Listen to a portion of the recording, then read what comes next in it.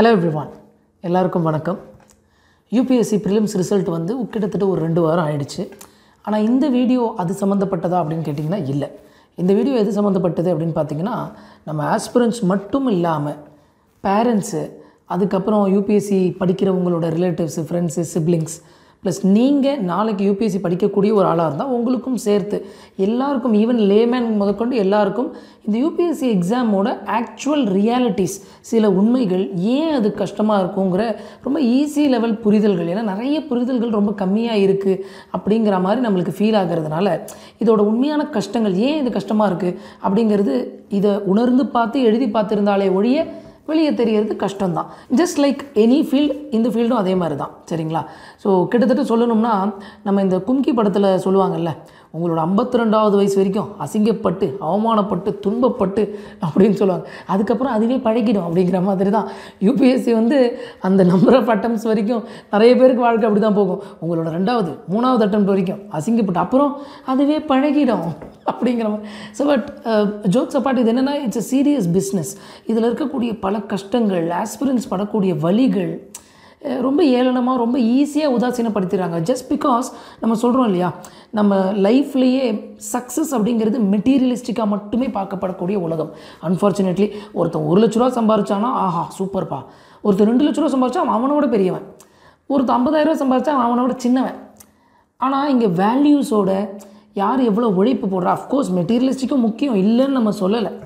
ஆனால் யார் உண்மையாக இருக்காங்களா, அவங்களோட பழக்க வழக்கம் எப்படி, அவங்க எப்படி பழகுறாங்க, இல்லை அவங்க ஒரு விஷயத்துக்காக உழைக்கிறான், அவன் கஷ்டப்படுறான், ஏதோ ஒரு பேஷன், அவன் ட்ரை பண்ணட்டுமே, இல்லை ட்ரை பண்ணிக்கிட்டு இருக்கான் உண்மையாக உழைப்பு போட்டு அப்படிங்கிறதுக்கான மரியாதை பெரும்பாலும் அன்ஃபார்ச்சுனேட்லி நம்ம சமுதாயத்தில் இல்லை. So this is not a preachy video, but UPSC பற்றின சில புரிதல்களுக்கான ஒரு வீடியோ தான் இது. ஸோ அதை பற்றி தான் டீட்டெயிலாக இந்த வீடியோவில் பார்க்க போகிறோம். வாங்க வீடியோக்குள்ளே போகலாம்.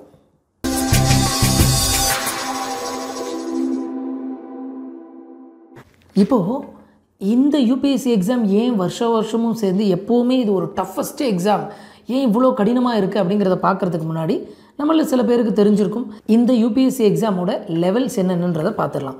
3 லெவல் ஆஃப் எக்ஸாமுங்க: ப்ரிலிம்ஸ், மெயின்ஸ், அதுக்கப்புறம் இன்டர்வியூ. இதில் இந்த ப்ரிலிம்ஸ் லெவல் வந்து எம்சிக்யூ கொஷின்ஸாக இருக்கும். அப்புறம் மெயின்ஸில் பார்த்தீங்க அப்படின்னா ஒரு 9 பேப்பர் எழுதுகிற மாதிரி இருக்கும். அதுக்கப்புறம் இன்டர்வியூ லெவல். இதில் குறிப்பிட்டு நீங்கள் பார்த்தீங்க அப்படின்னா வருஷம் ஒரு 6லேருந்து 8 லட்சம் பேர் இந்த பரீட்சைகளுக்காக, இந்த போட்டித் தேர்வுக்காக அப்ளை பண்ணுறாங்க. அதில் ஒரு 4லேருந்து 6 லட்சம் பேர் அப்பியர் ஆகிறாங்க இந்த எக்ஸாமுக்கு. எத்தனை பர்சன்டேஜ் இதில் செலக்ட் ஆகிறாங்க தெரியுமா? செகண்ட் லெவல் மெயின்ஸுக்கு தோராயமாக யோசிச்சு பாருங்களேன். 4லேருந்து 6 லட்சம் பேரில் வெறும் 12,000லேருந்து 14,000 பேர் தாங்க, விச் இஸ் ரஃப்லி 2.5% of the people who appear for the exam. அதாவது 100 பேரில் 2 பேர் மட்டுமே தேர்ந்தெடுத்து அடுத்த லெவல் போவாங்க. அப்போ இதுக்கு பேர் வந்து செலெக்ஷன் டெஸ்ட் கிடையாது, ரிஜெக்ஷன் டெஸ்ட். அதனால தான் இது இவ்வளோ கஷ்டமாக இருக்குது. அது மட்டும் இல்லைங்க, இந்த மெயின்ஸ் எக்ஸாம் இருக்கு இல்லையா, ப்ரிலிம்ஸே நிறைய பேர் வந்து எம்சிக்யூ தானே ஈஸியாக இருக்கிறது, வெயிட்டே தெரியல அப்படின்னு கிண்டல் பண்ணுவாங்க. வெளியிலேருந்து பார்க்குறவங்களுக்கு தெரியாது அதுக்குள்ளே நெகட்டிவ் மார்க் இருக்குது, அதுக்குள்ளே வந்து 2 பூனை கிடக்கு அப்படிமால, அந்த மாதிரி நிறைய பிரச்சனைகள் இருக்குது. அதுக்கு நான் வரேன். பட் மெயின்ஸ் எக்ஸாமை பற்றி சொல்கிறேன் பாருங்கள். 9 எக்ஸாம் இருக்குது. அதில் 2 வந்து குவாலிஃபைங், தமிழ் இங்கிலீஷ்னு இருக்கும். மீதி 7 பேப்பரில் காலையில் மத்தியானம்னு சொல்லி கிட்டத்தட்ட 4,000 வார்த்தை, 3 மணி நேரம் காலையில் 4,000 வார்த்தை, 3 மணி நேரம் சாயந்தரம் 4,000 வார்த்தை அப்படின்னு 20 எஸ்ஏ டைப் கொஸ்டின் மாதிரி எழுதணும். கை உடைய எழுதணும். அது மட்டும் இல்லைங்க, இந்த மெயின்ஸ் எக்ஸாமில் நேச்சர் ஆஃப் கொஷின்ஸ் எப்படி இருக்கும் அப்படின்னு பார்த்தீங்கன்னா, இப்போ கிட்டத்தட்ட வந்து இதை எக்ஸ்பிளைன் பண்ணுங்கள், இந்த ஃபிசிக்ஸ் கான்செப்ட், இந்த கெமிஸ்ட்ரி கான்செப்ட் இப்படின்னா என்ன தெரியுமா உங்களுக்கு, அப்படிலாம் இருக்கவே இருக்காது கேள்வி. ஒரு உதாரணத்துக்கு சொல்கிறேன், சமையல் போட்டிக்கு போகிறீங்கன்னு வச்சுக்கோங்க. நம்மளுக்கு தெரிஞ்ச இட்லி, தோசை, வடை இதை செய்ய சொல்கிறாங்க, ஜெயிச்சுட்டு வந்துடலாம் கடகடன்னு செஞ்சு. ஆனால் ஊத்தாப்பத்தையும் பாஸ்தாவையும் பீஸாவையும் கலந்து ஒரு டிஷ் பண்ணுங்கள் அப்படின்னா, இதை எப்படியா கலக்கிறது, என்னையா நான் கொண்டு வருவேன், கேள்விப்படாததாக இருக்கேன். அங்கே குக் பண்ணி செய்வீங்கள்ல, அப்படித்தான் ஒரு கேள்வியும் இருக்கும். உதாரணத்துக்கு சொல்ல போனால், ஸோ இப்போ ப்ரிலிம்ஸை பற்றி பார்ப்போம். இந்த ப்ரிலிம்ஸோட கேள்விகள் எம்சிக்யூ தானே, ஈஸியாக இருக்கும்னு பெரும்பாலும் நம்ம நினச்சிட்ருப்போம். ஆனால் அது ஏன் கஷ்டமானதுன்னா, நம்பர் 1 இதில் பிரச்சனை அப்படின்னு வர்றது நெகட்டிவ் மார்க். நீங்கள் 100 கேள்வி இருக்குன்னா 100த்தையும் அட்டன் பண்ணிட்டு வர முடியாது, ஏன்னா நெகட்டிவ் மார்க்கில் அப்படியே அடிச்சுட்டு போயிடும். சரி, நம்ம 40 மட்டும் அடிச்சுட்டு சேஃபாக வந்துடலாம் அப்படின்னா அதுவும் பண்ண முடியாது. ஏன்னா ஒரு சில கொஷின்ஸுக்கு ஆன்சர் வந்து கான்ட்ரவர்ஷியலாக இருக்கும். அப்போ நம்ம ஒரு 70-80 கொஞ்சம் ரிஸ்க் எடுத்து அட்டன் பண்ணணும். அதாவது ரிஸ்க்கான கேள்வியை தொடாமலும் வர முடியாது, அதை நீ தொட்ட நீ கெட்ட அப்படிங்கிற மாதிரி தொடாமலும் வர முடியாது, தொட்டுட்டு நிம்மதியாக வர முடியாது. இந்த பிரச்சனை ஒன்று இருக்குது. ரொம்ப தெளிவாக உங்களுக்குலாம் ஈஸியாக புரிகிற மாதிரி சொல்கிறேன் பாருங்களேன். இந்த MCQ கொஷின்ஸ் எப்படி இருக்கும் அப்படின்னா, ரொம்ப சிம்பிளாக என்னப்பா மல்டிபிள் சாய்ஸ் இங்கி பிங்கி பாங்கி இங்கி பிங்கி பாங்கி போட்டுலாம் அடிக்க முடியாது, ஏன்னா ஏற்கனவே நெகட்டிவ் மார்க்கிங் இருக்கா. இன்னொரு விஷயம் என்னென்னா, இந்த கேள்வி எப்படி இருக்கும் அப்படின்னா, நம்மளோட எர்த் அண்ட் மூன் அப்படி இருக்குதுன்னு வச்சுக்கோங்களேன். ஒரு உதாரணத்துக்கு சொல்கிறேன், எர்த்துக்கும் மூணுக்கும் உள்ள டிஸ்டன்ஸ் எவ்வளோன்னு சொல்லுங்கள் அப்படின்னு. எனக்கு எப்படிப்பா தெரியும்? சரி, இப்போ நான் ஆப்ஷன் கொடுக்குறேன், நீங்களே கெஸ் பண்ணுங்கள். 1 கிலோமீட்டர், 10 கிலோமீட்டர், 20 கிலோமீட்டர், 3,84,400 கிலோமீட்டர். எல்லாருமே பதில் சொல்லியிருப்போம் 3,84,400 கிலோமீட்டர். ஏன்னா எர்த்துக்கும் மூணுக்கும் உள்ள டிஸ்டன்ஸ் உங்களுக்கு தெரிஞ்சிருக்கணுன்ற அவசியம் இல்லை. எங்கேயோ நீங்கள் படிச்சிருக்கலாம், ஆனால் படிக்கவே இல்லைனா கூட இதை கெஸ் பண்ணியிருக்கலாம். கண்டிப்பாக 10 கிலோமீட்டர்லையும் 20 கிலோமீட்டர்லையும் இருக்காது யாரும். இது எல்லாரும் பண்ண முடியும். அதனால தான் நான் திரும்பவும் சொல்லுவேன், ப்ரிலிம்ஸு இந்த மாதிரி காம்படிட்டிவ் எக்ஸாம், அது நீட்டு, TNPSC, UPSC எதுவாக இருந்தாலும் இந்த போட்டித் தேர்வுகளில் பிரச்சனை என்னென்னா, MCQ தானே ஈஸியாக இருக்கும்னு நினைக்கிறீங்க. அப்படி கிடையாது. இந்த போட்டித் தேர்வுகளில் the questions don't make the question difficult. It is the options that make it difficult. இப்போ இதே கேள்வியை உங்களுக்கு நான் திரும்ப கேட்குறேன் பாருங்கள். எர்த்துக்கும் மூணுக்கும் இடையில் இருக்கக்கூடிய டிஸ்டன்ஸ் என்ன அப்படின்னா, 1 கிலோமீட்டர், 20 கிலோமீட்டர், 3,84,400 கிலோமீட்டர், 3,84,500 கிலோமீட்டர். இப்படி கேட்கும்போது 2 எலிமினேட் ஆகிடும். 2த்துக்குள்ளே நம்ம படிச்சிருக்கோமா, ஞாபகம் இருக்கான்னு வரணும். ஆனால் இதையும் தாண்டி அடுத்த கேள்வி எப்படி வரும்னா, எர்த்துக்கும் மூணுக்கும் உள்ள டிஸ்டன்ஸ் எவ்வளோ? 3,84,400, 3,84,300, 500, 600 இப்படி. இந்த மாதிரி வரும்பொழுது 4 ஆப்ஷனும் சிமிலராக இருக்கும். ஐயோ 3,84,400, 500, 300, பாவம் அவரே கன்ஃபியூஸ் ஆகிட்டார். இப்போ இதை நீங்கள் விட்டுட்டும் வர முடியாது. புரியுதா உங்களுக்கு? தொட்டுட்டு தப்பாகிடுச்சுன்னா நெகட்டிவ் ஆகிடும். இந்த மாதிரி ஒரு கேள்வியும் will have its own challenges. இப்போ நான் கேட்டது கூட கிட்டத்தட்ட ஒரு TNPSC லெவல் கேள்வி தான். ஒரு உங்களோட புரிதலுக்காக. UPSCயில் இப்படி தான் வருமா அப்படின்னா இதை விட கஷ்டமாக வரும். ஒரு உதாரணத்துக்கு மறுபடியும் சொல்கிறேன். எப்படி திரும்ப ஒரு கேள்வி வரும், எர்த்துக்கும் மூணுக்கும் இடையில் இருக்கக்கூடிய அதே அளவு தோராயமான டிஸ்டன்ஸ் இந்த அடுத்து வரக்கூடிய இதில் எந்த 2த்துக்கு நடுவில் இருக்குன்னு கேட்பான். ஜூப்பிட்டருக்கும் அதோட மூணுக்கும், மெர்க்குரிக்கும் வீனஸ்க்கும், எர்த்துக்கும் மார்ஸுக்கும். புரியுதா உங்களுக்கு? ஃபஸ்ட்டு இதில் உங்களுக்கு என்ன தெரியணும், எர்த்துக்கும் மூணுக்கும் உள்ள டிஃப்ரென்ஸ் டிஸ்டன்ஸ் 3,84,400 கிலோமீட்டர்னு தெரியணும். அதுக்கப்புறம் மீதிலாம் கொடுத்துருக்கான்ல, அதில் எது இதுக்கு நிகராக வரணும்னு பார்க்கணும். இந்த மாதிரி கேள்விகள் வரும். சமயத்தில் இதுலேயே 1 and 2, 2, 3 இப்படிலாம் வரும். இதோட கஷ்டத்தை நம்ம எல்லாருமே புரிஞ்சுக்கணும். ஏன்னா ரொம்ப ஈஸியாக ஆஸ்பிரன்ஸை நம்ம பசங்களை நம்ம குழந்தைங்களை படிக்கும்போது அவங்கள ஏளனப்படுத்திடுறாங்க சில பேர். அது அவங்களுக்கு எவ்வளோ வலியை கொடுக்கும். அவங்கள திஸ் எக்ஸாம் இஸ் நாட், இந்த எக்ஸாமை கிளியர் பண்ணுறவங்களாம் அறிவாளிங்க, கிளியர் பண்ணாதாலும் முட்டாள். அப்படி கிடையாது. நான் எப்போவுமே என் ஸ்டூடெண்ட்ஸ்ட்டை சொல்கிறது உண்டு, இந்த எக்ஸாமுக்கு அப்பியர் ஆகணும் முடிவெடுக்கிற எல்லாருமே அறிவாளிங்க தான். ஏன்னா அவ்வளோ விஷயம் படிக்கணுங்க, அவ்வளோ விஷயம். நீங்கள் பணத்தால் எதை வேணால் வாங்கிடலாம். இந்த நாலேஜ், இந்த அறிவு, அது மட்டும் அறிவு சார்ந்து மட்டும் இருக்காது. அவன் பர்சனாலிட்டியாகவும் அந்த குழந்தைங்க மாறுவாங்க. இந்த எக்ஸாம் கொடுக்கும்போது தன்னம்பிக்கை வளரும். அவங்களுக்குள்ளே இருக்கக்கூடிய போராட்ட குணம் மாறும், இன்க்ரீஸ் ஆகும். இப்படி பல நன்மைகள் கொண்டு வந்து சேர்க்கும். அஃப்கோர்ஸ் இதில் டார்க் சைடே இல்லையா, அதெல்லாம் நிறைய இருக்குங்க. ஆனால் இதை கொடுத்து பார்க்கும்பொழுது நம்மளே அவங்கள டிமோட்டிவேட் பண்ணுறோன்னு வச்சுக்கோங்களேன். பணம் மட்டும்தான் வாழ்க்கையா, ஜெயிக்கிறது மட்டும்தான் வாழ்க்கை. ஏன் தோற்றவங்களாம் இந்த எக்ஸாமில் தோற்றவங்களாம் வாழ்ந்ததே கிடையாதா? இந்த எக்ஸாமில் தோற்றவங்களும் எங்கெங்கேயோ இருக்காங்க. பெரிய பெரிய கம்பெனிஸில் இருக்காங்க, பெரிய பெரிய ஸ்டார்ட் அப்ஸோட ஃபவுண்டர்ஸாக இருக்காங்க. இன்றைக்கி பெரிய பெரிய IAS இன்ஸ்டியூட்ஸோட ஹெட்டே நிறைய பேர் இந்த எக்ஸாம் கிளியர் பண்ணாதவங்க தான், உங்களுக்கு தெரிஞ்சிருக்கும். ஸோ அப்போது இதில் நம்ம புரிஞ்சுக்க வேண்டிய விஷயம் என்ன அப்படின்னா, இது காலேஜ் ஸ்கூல் எக்ஸாம் மாதிரி குவாலிஃபையிங் எக்ஸாம் கிடையாது. 50 மார்க் எடுத்தால் எல்லாரும் கிளியர் அப்படி கிடையாது. நீங்கள் 100 மார்க்கே எடுத்தாலும் கட் ஆஃப் 105 இருந்துச்சுன்னா நீங்கள் கிளியர் பண்ண மாட்டீங்க. அதுதான் விஷயம். இதை நம்ம புரிஞ்சுக்கணும், சரிங்களா? இது போக அடுத்து ஒரு முக்கியமான ஒரு விஷயம் பார்த்தீங்க அப்படின்னா, இப்போ நான் இவ்வளவும் தெரிஞ்சிருக்கும் போது நம்மளுக்கே கொஞ்சம் இறையுதில்லை அப்படிங்கிற மாதிரி, கொஞ்சம் மூச்சு வாங்குதில்லை அப்படிங்கிற மாதிரி இருக்கும்.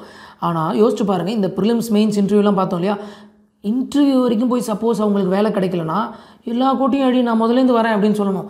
திரும்ப ப்ரிலிம்ஸில் 4 லட்சம் 5 லட்சம் பேர்லேருந்து போரிட்டு வரணும் டாப் 1000க்கு, டாப் 2000க்கு. யோசிச்சு பாருங்கள்.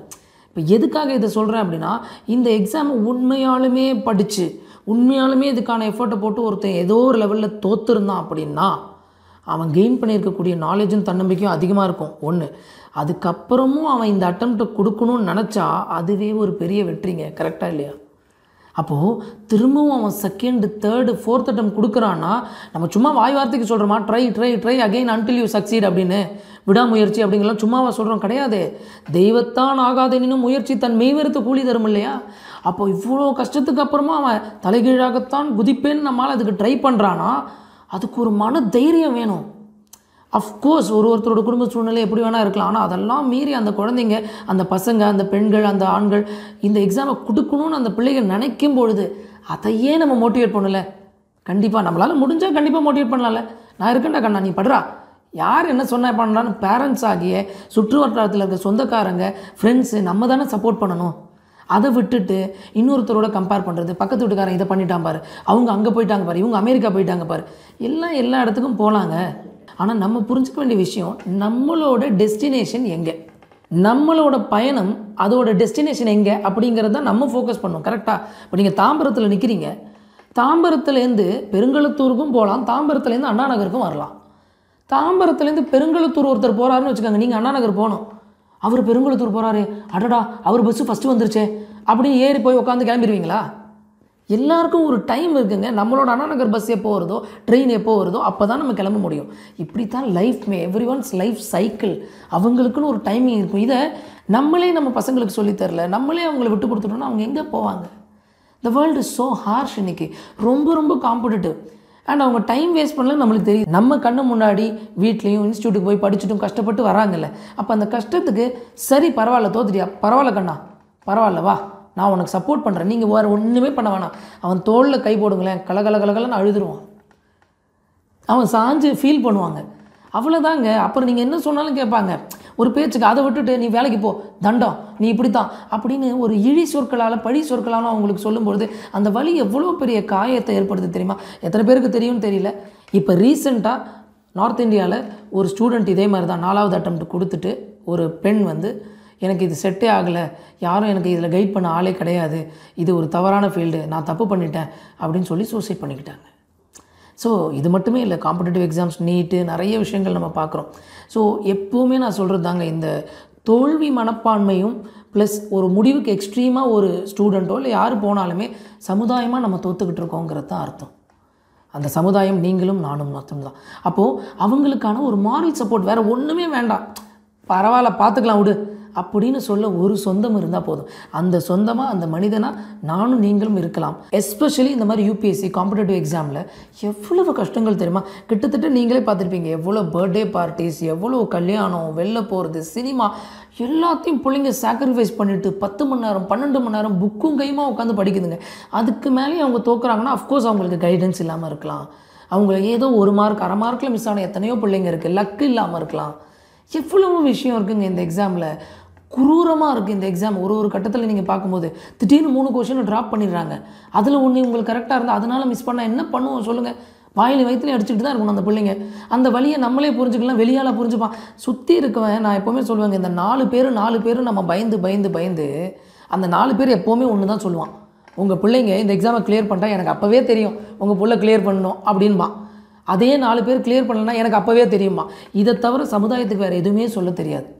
ஸோ நம்பிக்கையோடு உங்கள் பசங்க இருந்தால் நீங்கள் அவங்களுக்கு எக்ஸ்ட்ரா நம்பிக்கை கொடுங்க. இல்லையா எதுவும் சொல்லாமல் அட்லீஸ்ட் ஒதுங்கியாவது இருங்க.